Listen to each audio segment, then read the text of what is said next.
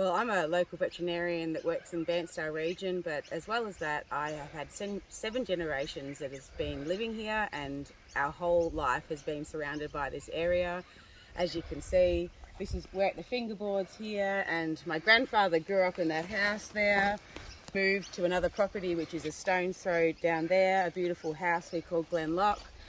My grandparents still live on the farm just a few kilometres down that way, and then my parents also live there, and the mine would make a devastating effect to all of this area.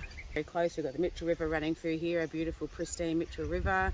We've got the biggest food bowl, one of the biggest food bowls, as well as Goulburn Valley just down there. The radioactive particles, they can go at least 3 kilometres, so that's going to go to Glen Lock just there, our property, my grandparents, my child's great-grandparents, so that's the 8th generation.